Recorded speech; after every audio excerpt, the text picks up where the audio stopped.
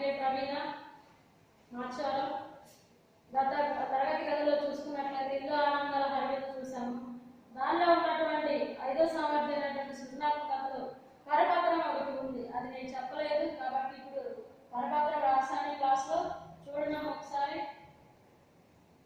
తాతయ్య, నానమ్మ, అమ్మ, నాన్నలు, పిల్లలు అంతా కలిసి ఉంటేనే కుటుంబం అంటారు. కానీ నేటి కాలంలో ఎంతో మంది వృద్ధులను వృద్ధాశ్రమాల్లో చేరుస్తున్నారు. ఇది సరికాదని ప్రజలందరూ తెలియజేయడానికి కరపత్రం తయారు చేయండి అన్నారు. ఇక్కడ కరపత్రం తయారు చేయండి అన్నారు. కరపత్రం చూడండి ఒకసారి. కరపత్రం, మనకి కరపత్రం చూసుకున్నట్లయితే వృద్ధులను గౌరవిద్దాం. దీనికి ఉన్నటువంటి శీర్షికం పెట్టుకున్న వృద్ధులను గౌరవిద్దాం. పూర్వం నుండి మన దేశం కుటుంబ వ్యవస్థకు పెట్టింది పేరు. మన ఉమ్మడి కుటుంబాలుగా పేరు పొందాయి. మన దేశంలో ఉన్నటువంటి కుటుంబాలన్నీ కూడా ఉమ్మడి కుటుంబాలుగా పేరు పొందాయి. తాతయ్య, నానమ్మ, అమ్మ, నాన్న, పిల్లలు ఇలా అందరూ కలిసి ఉంటే అందమైన కుటుంబాలు మనవి. ఇలా మన భారతదేశంలో కుటుంబ వ్యవస్థ గురించి చెప్పుకున్నప్పుడు ఏ విధంగా మన కుటుంబ వ్యవస్థ ఉందనే అంశాన్ని తెలియజేస్తున్నాను. కాబట్టి పూర్వంలో చూసినట్లయితే మన భారతదేశంలో కుటుంబ వ్యవస్థ అనేది ఉంది. ఈ ఉమ్మడి కుటుంబాలు పేరు పొందాయి. మన భారతదేశం అంతా కూడా ఉమ్మడి కుటుంబాలు పేరు పొందాయి. అయితే తాతయ్య, నానమ్మ, అమ్మ, నాన్నలు, పిల్లలు ఇలా అందరూ కలిసి ఉండే అందమైన కుటుంబాలు మనవి. ఒకరికొకరు సాయం చేసుకుంటూ అన్ని విషయాలు ఐకమత్యంతో ఉండాలి. ఒకనాడు మన కుటుంబాలు ఇలా ఉండేవి. మన అనే భావన పోయి నాది అనే స్వార్థం పెరిగిపోయింది. పాఠ్యాంశంలో చూసినట్లయితే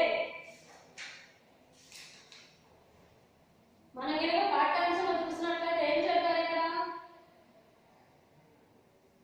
కాలం మారింది. కుటుంబం అనే మాటకు దాని అర్థం నమూనా మారిపోయింది.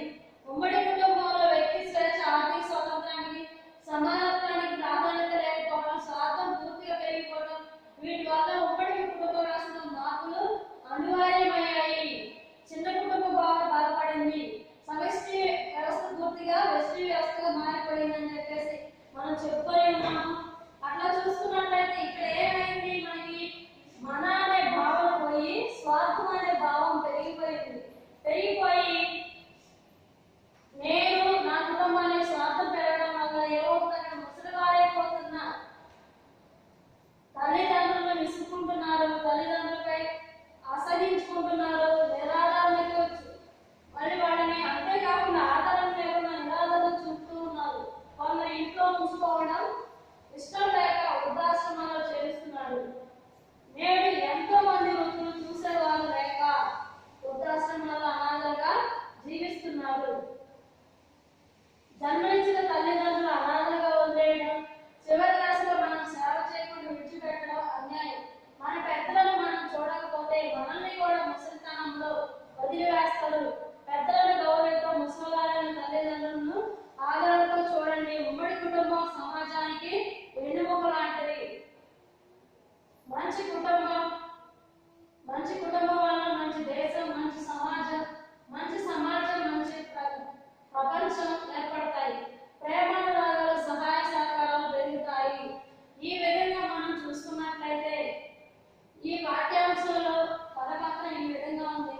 అమ్మా నాన్నలను గౌరవిద్దాం, వృద్ధులను ఆదరించడం, పెద్దలను సేవించడం. ఈ విధంగా మనం కరపత్రం తయారు చేసుకోవచ్చు. ఒకసారి రాసుకున్నాం మన నోట్స్ లో.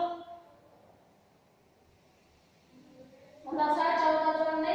పూర్వం నుండి మన దేశం కుటుంబ వ్యవస్థకు పెట్టింది పేరు. మన ఉమ్మడి కుటుంబాలుగా పేరు పొందాయి. మన దేశం మొత్తం కూడా ఉమ్మడి కుటుంబాలుగా పేరు పొందాయి.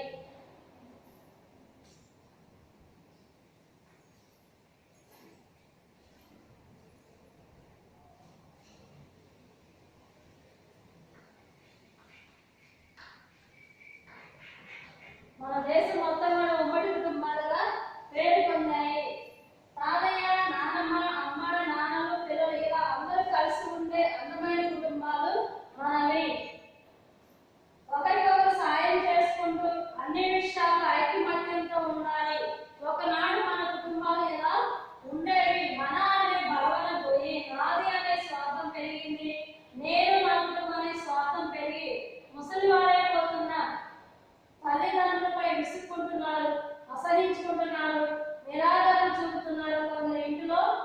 ఉంచుకోక ఉంచుకోవడం ఇష్టం లేక వృద్ధాశ్రమంలో చేరుస్తున్నారు. నేడు ఎంతో మంది వృద్ధులు చూసేవారి దగ్గర వృద్ధాశ్రమాలలో అనాథలుగా జీవిస్తున్నారు. జన్మనిచ్చిన తల్లిదండ్రులు అనాథలుగా వదిలేయటం, చివరి దశలో మనం సేవ చేయకుండా విడిచిపెట్టడం అన్యాయం. మన పెద్దలను మనం చూడకపోతే మనల్ని కూడా ముసలితనాల్లో వదిలేస్తారు. పెద్దల్ని గౌరవించడం, ముసలివారిని తల్లిదండ్రులను ఆదరణతో చూడండి. ఉమ్మడి కుటుంబం సమాజానికి వెన్నుముకలు అనేది. మంచి కుటుంబం వలన మంచి దేశం, మంచి సమాజం వలన మంచి ప్రపంచం ఏర్పడతాయి. ప్రేమానురాగాలు, సహాయ సహకారాలు పెరుగుతాయి. అమ్మా నాన్న గౌరవిద్దాం, వృద్ధులను ఆదరించండి, పెద్దలను సేవించండి. ఇది ఈ కరపత్రం వల్ల మనం తెలుసుకున్నటువంటి అంశం.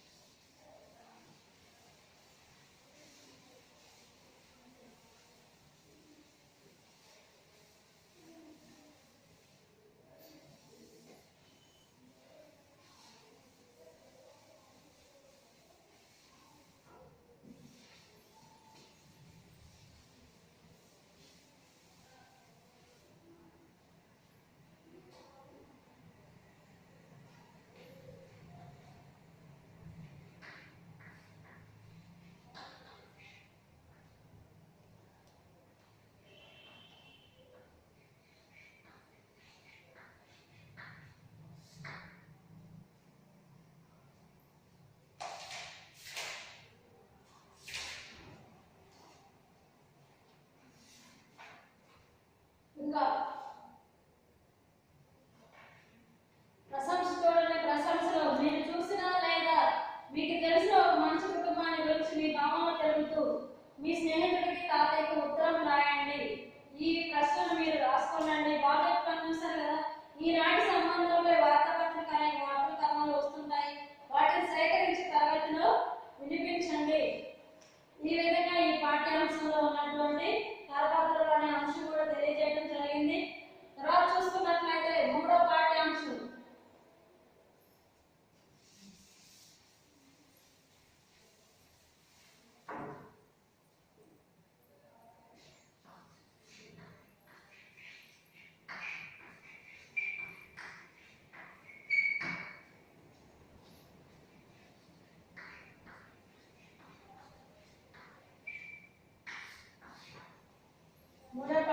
అంటే హద్దులు ఏంటి? ఉపవాచకం.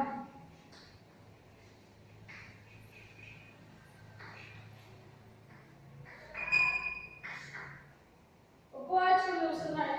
రచయిత అంటే నందూరి సుబ్బారావు గారు. నందూరి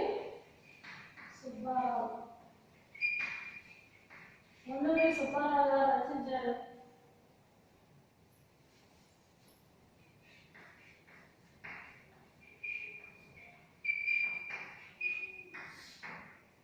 ఈయన చూసుకున్నట్లయితే నందూరి సుబ్బారావు గారు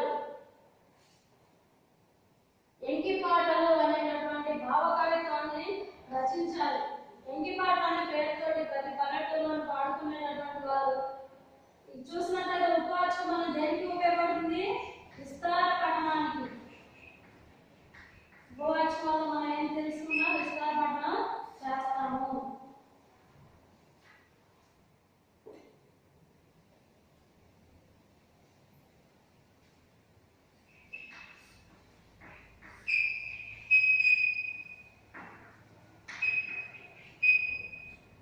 ప్రక్రియ కథ ఇతివృత్తం వచ్చేసి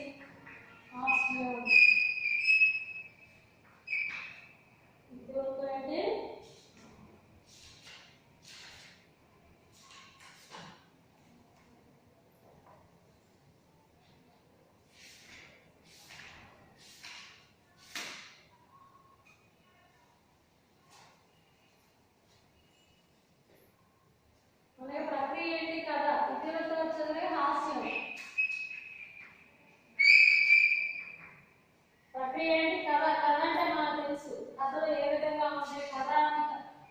అన్నది ఏంటి అనే విషయం మనకు తెలుసు. మనం తెలుసుకున్న ఇతివృత్తం. ఇతివృత్తం ఏంటి? హాస్యం. హాస్యంతో కూడినటువంటిది ఇది. హద్దులు హద్దులు పాఠ్యాంశాలను చూసుకున్నట్లయితే మనకి విస్తారపడటానికి ఉపయోగపడిన ఉపవాచకం మండూరి సుబ్బారావు గారు రచించారు. ఇంగిపాటలు, ప్రక్రియ వచ్చే కథ, ఇతివృత్తం వచ్చే హాస్యం. పాఠ్యాంశాలను చూసుకున్నట్లయితే ప్రతి విషయంలో ప్రతి పనికి హద్దులు ఉండాలని చెప్పేసి మన పెద్దలు చెప్తూ ఉంటారు. ఏ పనికైనా సరే కొన్ని హద్దులు ఉండాలి అనే అంశాన్ని చెప్తూనే ఉంటారు. కాబట్టి మనం ఏదో చూసుకున్నట్లయితే హద్దులు హద్దులు. కొత్తగా పెళ్ళైనటువంటి అల్లుడు అత్తగారింటికి వస్తే ఏ విధమైనటువంటి మర్యాదలు చేశారు అనే అంశాన్ని తెలుసుకుంటాం ఈరోజు. ఇదంతా కూడా సంభాషణ రూపంలో ఉంటుంది. ఏ రూపంలో ఉంటుంది? సంభాషణ రూపంలో ఉంటుంది. దీనిలో పాత్రలు మొత్తం చూసుకుంటే ఐదు పాత్రలు ఏంటి? మరిది, మామగారు,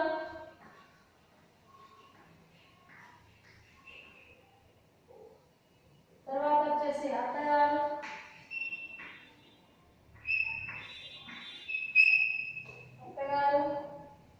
అల్లుడు గారు,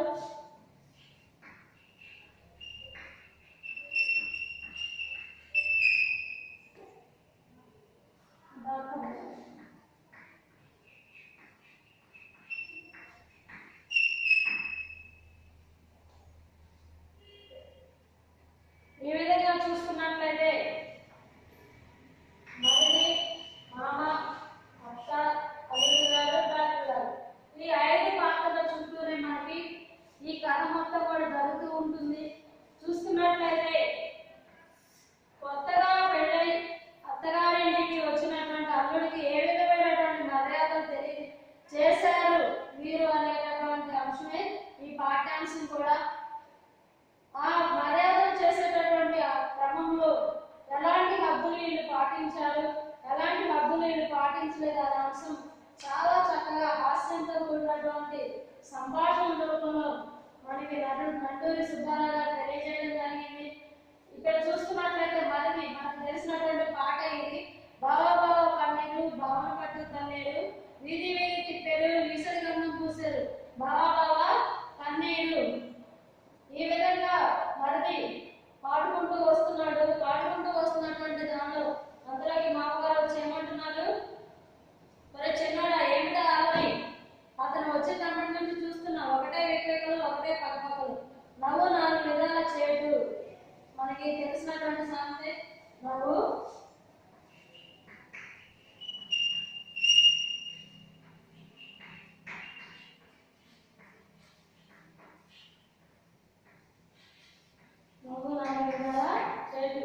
ఆడపిల్లలు కనుక మన భారతీయ సాంప్రదాయం చూస్తున్న ఆడపిల్లలు పదే పదే నవ్వుతుంటే ఇలాంటి సామెతలను చెప్తూ ఉంటారు. నవ్వు 4 విధాల చేటు అని చెప్పేసి. అలా నవ్వకండి అంటే వినరే. అదేమిటి అల్లుడు గారు ఒక కొత్త లేదు ఒక పాత లేదు ఏమిటో మాట్లాడుతాడు. అత్తగారు ఎంత బావగాలని కొంచెం హద్దులో ఉండాలి నాయన. అలా అతను సందర్భం లేకుండా మాట్లాడుతుంటే ప్రతి వాళ్ళు అతనికి ఆయన పిచ్చేమో అని అనుకుంటున్నారు. కొత్త అల్లుడు కదా కొంచెం గట్టిగా ముక్కసరిగా ఉండటం మంచిది కాదు. మామగారు ఏమంటున్నారు ఇక్కడ? నేను నా పెళ్ళైన కొత్తలో అలాగే ఉండేవాడినా. సరే మీ సంగతే చెప్పండి. పలహారం వద్దలేవారు, ఎవరికి నష్టం మాట్లాడేవారు కాదు. మిమ్మల్ని చూసి మా ఊళ్ళో వాళ్ళంతా మరీ ఏంటి అని కాదు ముంగి మూసలు మళ్ళీ ఉంటాడు. మరీ అంత ముళ్ళ మూపుతనం పనికిరాదు, దానికి ఒక హద్దు ఉండాలి అనేవారు. మామ అది సరే కానీ అల్లుడు గారు వచ్చారు కదా అని పలహారాలు అంత చేటు చేయడం మంచిది కాదు, దానికి కూడా ఒక హద్దు పెట్టుంది. హద్దు మీద అన్ని చేసి పెడితే అతని ఆరోగ్యం పాడవుతుంది. పొద్దున్నే ఇడ్లీలు, 10ంటికి బొబ్బట్లు, గారెలతో భోజనం, మధ్యలో కారపూస, మధ్యాహ్నం మొక్కజొన్న పొత్తులు, రాత్రి తాలింపు శనగలు, ఏమిటా చిరుతిళ్ళు. అల్లుడు బాధపడుతూ అమ్మో బాబోయ్ కడుపు నొప్పి తిప్పేస్తుంది నా కొత్త బాబు అంటే తిను అంటూ కంచంలో ఉమ్మరించారు. వేళాకోవడానికని భర్తలు బావమరిది పట్టుబట్టి తినిపించారు. దేనికైనా ఒక హద్దు ఉండాలి నాయనో. బాబోయ్ కడుపు నొప్పి. ఏమిటి నాయన? అత్తగారు అంటున్నారు. ఏమిటి నాయన బాధపడుతున్నాం? బాధ ఏమిటి? అమ్మ బాధ. మీరు చక్కెర గారెలు బోరెలు బొబ్బట్లు మొక్కజొన్న పొత్తులు కడుపులో చేరి మీటింగ్ పెట్టుకుంటున్నాయి. ఎగిరెగిరి గంతులేస్తున్నాయి. నాయనో ఈ బాధ. మరిది బావా నీకు కప్పట వేరుశనగలు తీగలు బాగా ఇష్టమంట కదా. అల్లుడు ఇప్పుడు వద్దు బాబోయ్, తర్వాత చూద్దాం. ఇప్పుడేనా వేళాకోళాలు? దేనికైనా హద్దు ఉండాలి. అంతా బలవంతాన్ని తినిపించి పద్దులన్నీ స్థితికి తెచ్చాడు బాబోయ్ నొప్పి. అత్త కొంచెం అల్లరసం నువ్వేమన్నా నాయన. మరి అల్లరసం పట్టే సందే ఉంటే బావగారు మరి 2 బొబ్బట్లు లాగించేవారు. వారికి బొబ్బట్లు బాగా ఇష్టమంట కూడా. అల్లుడు గారు సరే బావా నా కోపం వచ్చిందంటే తెలుసా? మరి బావా నా కోపం వచ్చిందంటే తెలుసా? మా ఊళ్ళో ఒకరిని చెక్కగొట్టి అమ్మో కడుపున్నాను. మరి నీ కోపానికి కూడా కొంత హద్దు ఉండాలి బాబా. మరి ఎవరి మీద పడితే వాళ్ళ మీద ఎప్పుడు పడితే అప్పుడు అంత కోపం పనికిరాదు. అత్త నీవుంట్రా అత్తగాడు బాధలో మేజలో తిరిగిపోతుంటే మధ్యలో నీ గొడవ పనికిరాదు. మరిది ఎంత కొత్తలుడైతే మాత్రం మండికి వచ్చాడు కదా అని అదే పనిగా పెట్టాడు. మీరు కాస్త తగ్గించి పెట్టకూడదా? అతను కాస్త తగ్గించి తినకూడదా? అల్లుడు ఇదే ఆఖరి పండుగ. ఇక జన్మలో ఈ ఊరు రాను బాబోయ్, నేనే చచ్చిపోతున్నా. అత్తగారు ఇదెక్కడ అదైతేమండి, దిక్కుమాలి దాన్ని ఏమో దీనికంత కారణం. ఏ డాక్టర్ తీసుకురండి. అలా నిలబడి చూస్తారే అల్లుడు. ఒక పక్క ప్రాణం పోతుంటే తీరిక ఆలోచిస్తూ కూర్చుంటారే. ఆలోచన కూడా ఒక హద్దు ఉండాలి. సరే కదండి, అసలే పండుగ అల్లుడి తీసుకొచ్చి నందుకే బోరెడు ఖర్చు అయింది. అంత చేటు ఖర్చు పనికి రాదే. మన హద్దులో మనం ఉంటే మంచిది అంటే విన్నావా? ఇప్పుడు ఈ ఆసుపత్రి ఖర్చుకోవడానా? అత్త మీ పిసిని కొట్టుదానం బంగారం కాదు, మరి అంత రోగుదానం పనికి రాదు. దానికి ఒక హద్దు ఉండాలి. అవసరం వచ్చినప్పుడు ఖర్చు చేయకపోతే ఎలా? అమ్మో అల్లుడు అమ్మో నొప్పి, నేను తప్పను. మామ సరే కదండి, డాక్టర్ గారి దగ్గరికి పోదాం. డాక్టర్ గారి ఆసుపత్రి దగ్గరికి వెళ్తారు. డాక్టర్ గారు ఏంటండి ఈ గావకేకలు? హద్దు పద్దు లేకుండా. మామ ఇంకా హద్దు ఏంటి? ఒక పక్క మా అల్లుడు గడుపున్న మెల్లి తిరిగిపోతుంటే మీరు అర్జెంటుగా కరెక్ట్ చేయాలి. మీ తజ్మా కేసులు కొంచెం హద్దుల్లో పెట్టి ఈ కేసు ముందు చూడాలి. అల్లుడు నేను పక్కన బాబాయ్ కడుపులో నొప్పి. డాక్టర్ ఇలా వచ్చి కళ్ళ మీద పడుకో బాబు. అల్లుడు మీరంతా కలిసి నన్ను ఎత్తి బల మీద పడుకోబెట్టండి. నేను పడుకోలేను. అందరూ కలిసి అల్లుడిని బల మీద పడుకోబెడతారు. మామ హద్దు పద్దు లేకుండా లేడు పిల్లలు ఈ గంతులు వేసేవాడు. ఎంత అవస్థలో వచ్చి పడింది తండ్రి. నీకు డాక్టర్ గారు మా నియంత్రణ గారికి కవరేమైనా చేయమంటారా? డాక్టర్ ఏమిటండి ఆ కంగారు? నన్ను పరీక్ష చేయండి. కంగారు కూడా ఒక హద్దు ఉండాలి. అల్లుడు అన్నింటికి హద్దులు ఉండాలి. నా కడుపులోకి హద్దు లేకుండా పెరిగిపోతుంది బాబోయ్. డాక్టర్ వెంటనే ఇతనికి ఆపరేషన్ చేయాలి. కడుపులో ఏమిటేమిటో చాలా కనిపిస్తున్నాయి. అల్లుడు గారు అయ్యి బాబోయ్ ఆపరేషనే అయితే నేను పక్కను. డాక్టర్ మరేం పర్వాలేదు బాబు, నీకేం పర్వాలేదు. భయానికి కూడా కొంచెం హద్దు ఉండాలి బాబు గారు. అల్లుడు నా భయానికేం కానీ మీ అల్లరి కాస్త హద్దులో పెట్టాలి. డాక్టర్ ఏంటి ఆపరేషన్ చేయమంటున్నారు? 1000 రూపాయలు అవుతుంది. 1000 రూపాయలే? అదేమిటి డాక్టర్ గారు మీ ఫీజుకు మరీ అంత లేకుండా ఉంది. డాక్టర్ ఏం చేస్తాం? అదంతే. 1000 రూపాయలు ఇచ్చి మనిషిని బ్రతికించుకున్నా సరే, లేకపోతే భగవంతుని మీద భారం వదిలి తీసుకుపోయినా సరే. మామ ఏమో భగవంతుని మీద భారం వదిలి తీసుకుపోదామా ఇంటికి? అత్త నీ వేదాంతం కొండ. వేదాంతానికి కూడా ఒక హద్దు ఉండాలి. అవతల అతను కింద మీద పడుతూ ఒట్టు పెట్టాడుతుంటే మామ నీ మూలంగానే. అత్త నీ మూలంగానే కాదు, నీ మూలంగానే. అత్త నీ మూలంగానే. డాక్టర్ అబ్బబ్బా ఏమిటి మీ పొట్లాట కూడా ఎక్కడైనా? దానికి ఒక హద్దు ఉండాలి. మామ సరే కానివ్వండి డాక్టర్ గారు, అంతా మీ దయ, భగవంతుడి దయ. డాక్టర్ సరే నర్సు ఆపరేషన్ సిద్ధం చేయి. అల్లుడు అయ్య బాబోయ్ ఎదురకుండా ఆ రంపం ఏమిటి? దాంతో కోస్తారా? డాక్టర్ దేంతో కోస్తే నీకెందుకు? మాట్లాడకుండా ఈ బల్ల మీద పడుకోవయ్యా. పేషెంట్ కనిపించకుండా డాక్టర్ కంపంతో కోసినట్లు అభినయించి పొట్టలో నుంచి బొబ్బట్లు, గారెలు, చెంచాలు ఇంకా కొన్ని ఒకటిగా తీసి ప్రేక్షకులు చూపించి పక్కన పెడుతూ ఉంటాడు. డాక్టర్ ఏమండి పెద్దవాళ్ళు ఎవరు? ఒకసారి ఇలా రండి. అత్త ఏం డాక్టర్ గారు ఎలా ఉంది? ఆపరేషన్ అయిపోయిందా? కులాసాగా ఉన్నాడు మా అల్లుడు. డాక్టర్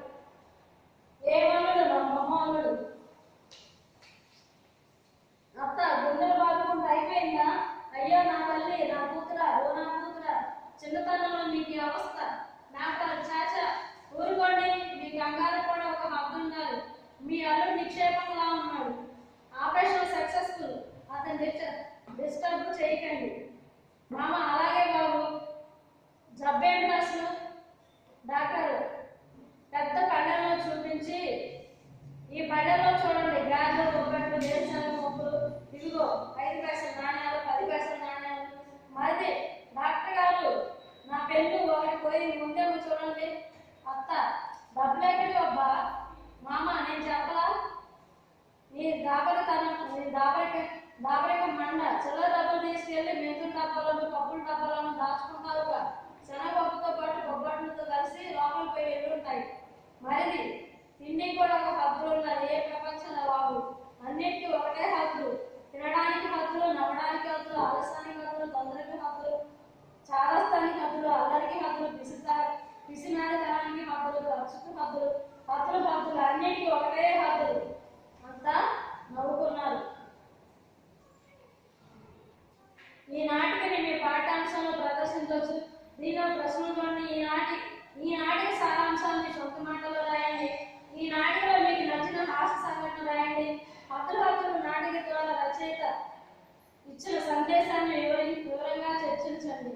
ఈ నాటికని మీ పాఠశాలలో కార్యక్రమంలో ప్రదర్శించండి. చూసుకున్నట్లయితే ఇప్పుడు దాకా చదివినటువంటి పాఠ్యాంశం మొత్తం కూడా ఏ పని చేసినా సరే కొన్ని హద్దులు ఉండాలి. హద్దులు కింద దాటితే ఎలాంటి పరిణామాలు జరుగుతాయనే అంశాన్ని మనకి ఈ పాఠ్యాంశంలో తెలియజేస్తున్నారు నందూరి సుబ్బారావు గారు. ఈ విధంగా పాఠ్యాంశము ఎంగి పాటలు, తర్వాత హద్దులు ప్రతి పనికి కూడా హద్దు అనేది ఉండాలి. మనం చేసేటటువంటి ప్రతి పనిలో కూడా హద్దు అంటే ఏంటమ్మా? సరిహద్దు. ప్రతి సరిహద్దులు ఉంటాయి. ప్రతి దేశానికి సరిహద్దులు ఉంటాయి, స్కూల్కి సరిహద్దులు ఉంటాయి, మన ఇంటికి బాహ్యకి సరిహద్దులు ఉంటాయి. కాబట్టి ఏ పని చేసినా సరే హద్దులు అనేది ఉండాలి. హద్దు మీరు ఏ పనులు కూడా చేయకూడదు అని చెప్పడమే ఈ పాఠ్యాంశం యొక్క సారాంశం. చూసుకున్నట్లయితే మనం ఎంతో చక్కగా హాస్యంగా నాటిక రూపంలో మనం వేసుకునేటువంటి అవకాశం ఉండేటటువంటి పాఠ్యాంశాన్ని తెలియజేయడం జరిగింది. ఈ విధంగా ఈ జూలై సిలబస్ మొత్తం కూడా ఇల్లు ఆనంద, హరివిల్లు, హద్దులు ఈ పాఠ్యాంశాలు 2 కూడా జూలైకి సంబంధించినటువంటి సిలబస్. ఈ సిలబస్ మొత్తం కూడా కంప్లీట్ చేయడం జరిగింది. జూలై సిలబస్ మొత్తం కూడా అయిపోయింది. కాబట్టి మీకు జూన్, జూలై 2 నెలల్లో ఉన్నటువంటి సిలబస్ మొత్తం కూడా మీరు ఆన్లైన్ క్లాసుల ద్వారా చర్చించుకొని ఉన్నాం. కాబట్టి అందరూ కూడా నోట్స్ రాసుకొని పాఠశాలకు వచ్చేసరికి కూడా మీ అందరి దగ్గర జూన్, జూలై సంబంధించినటువంటి సిలబస్ మొత్తం కూడా పాఠ్యాంశాల నోట్స్ మొత్తం కూడా మీ దగ్గర ఉండాలి. ప్రతి ఉపాధ్యాయులు కూడా చాలా వివరంగా పాఠ్యాంశాలు వివరిస్తున్నారు. కాబట్టి మీ అందరి దగ్గర నోట్స్ ఉండాలి. పాఠశాలకు వచ్చిన క్రమంలో అవన్నీ కూడా పరిశీలింపబడను. ఈ విధంగా పాఠ్యాంశాలు అన్నీ కూడా మీరు నోట్స్ రాసుకొని పాఠ్యాంశాలు చాలా చక్కగా నేర్చుకోవాలని తెలియజేస్తున్నాను. కోవిడ్ నియమాలు అన్నీ కూడా చక్కగా పాటించండి. విద్యార్థులు అందరూ కూడా ఇంట్లో నుంచి బయటకు వెళ్ళకుండా కోవిడ్ నియమాలను పాటించండి. తాళవేలు పిల్లలందరూ కూడా చాలా జాగ్రత్తగా ఉంటారు. కాబట్టి అన్ని నియమాలను పాటిస్తూ ఇంటి పక్కల ఉన్నటువంటి చుట్టుపక్కల ఎక్కడికి వెళ్ళకుండా ఇంట్లోనే సురక్షితంగా ఉండండి. ఈ అవకాశం ఇచ్చినటువంటి ఎస్ఎస్సి అధికారులు అందరికీ కూడా నా హృదయపూర్వక ధన్యవాదాలు తెలియజేసుకుంటున్నాను. ఈ తరగతిలో ఇంతవరకు జూలై సిలబస్ అయిపోయిందని తెలియజేయడం జరుగుతుంది. ఈ పాఠ్యాంశంలో ఉన్నటువంటి ప్రశ్నలు చూడండి ఒకసారి.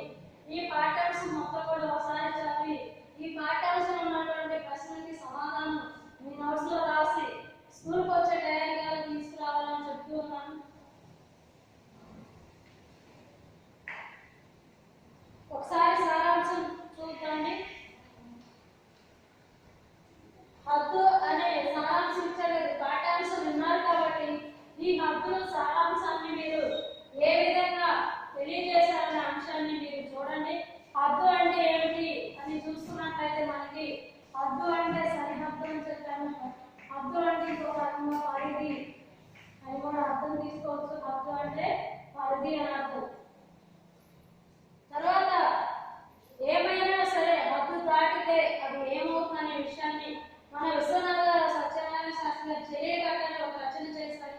అందులో కూడా చెలియ కట్టకి ఏ విధంగా సముద్రానికి ఆనకట్ట ఎలా ఉండాలో స్త్రీ కూడా హద్దులాడే ఉండాలని ఆ కథ ద్వారా తెలియజేయడం జరుగుతుంది. ఈ పాఠ్యాంశంలో హద్దులు ఏంటి అనే విషయాన్ని తెలియజేశారు. హద్దులు ఏ విధంగా ఉండాలి, ఇంటికైనా సరే మనిషికైనా సరే ఏ విషయాలైనా సరే ప్రతి మనిషి కూడా హద్దులు ఏ విధంగా పాటించాలి, తినడానికి హద్దులు, నడవడానికి హద్దులు, ఆలస్యానికి హద్దులు, తొందరకి హద్దులు, చాదస్తానికి హద్దులు, అల్లరికి హద్దులు, పిసినారితనానికి హద్దులు, ఖర్చుకు హద్దులు, హద్దులు హద్దులు హద్దులు అన్నిటికీ కూడా ఒకటే హద్దులు. ఈ విధంగా పాఠ్యాంశాన్ని తెలియజేయడం జరిగింది. ప్రశ్న రాసుకున్నామా?